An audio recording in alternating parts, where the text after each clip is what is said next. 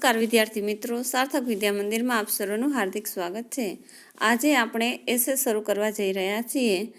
એસે છે સેવ the environment, પર્યાવરણ બચાવો.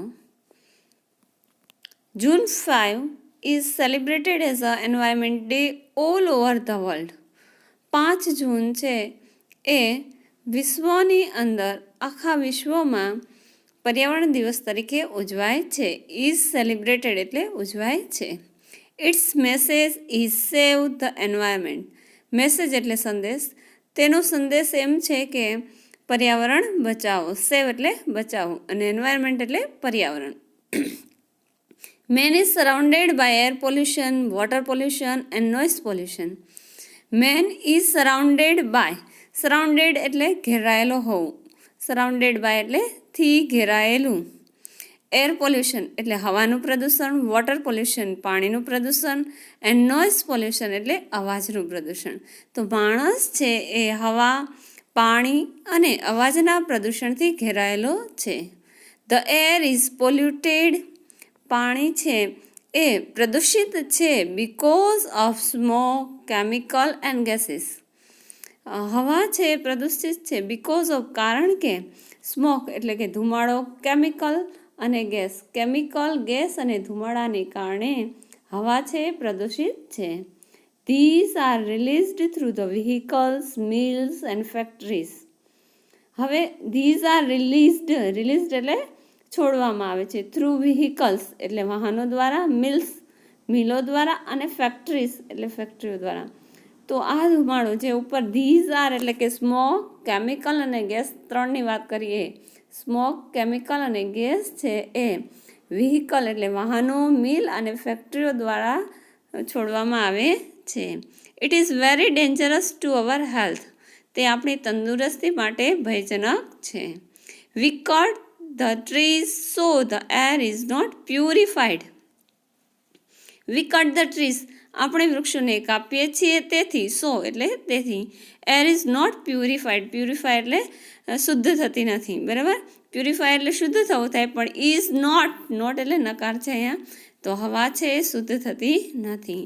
As a result there isn't enough rainfall. અને એનું કારણ એ આવે છે કે પૂરતો વરસાદ પડતો નથી.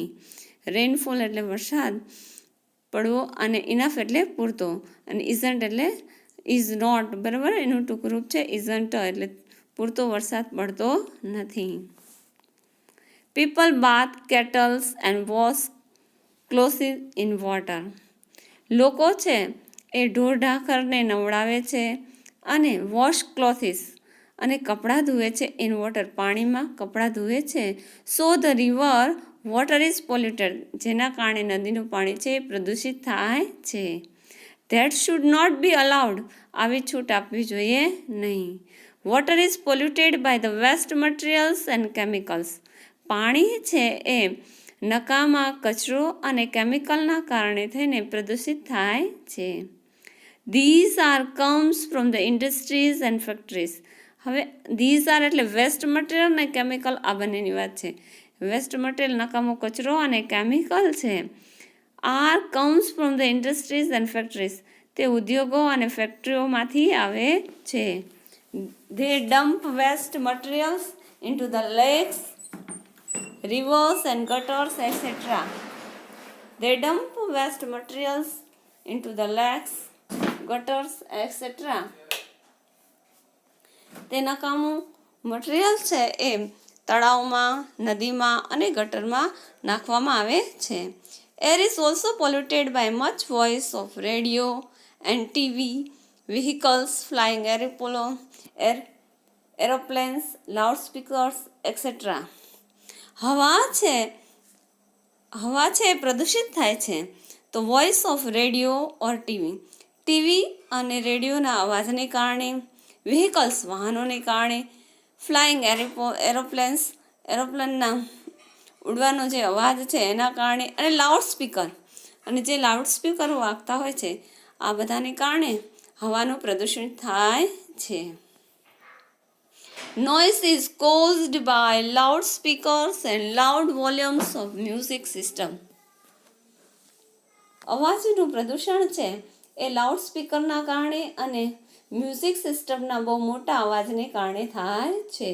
Vehicles also generated this type of pollution. Vehicles વાહનો છે એ પણ વિવિધ પ્રકારના પ્રદૂષણો છે એને ઉત્પન્ન કરે છે. We should not play our music system loudly because it is said that peace is the key of bliss. We should not play our music system loudly.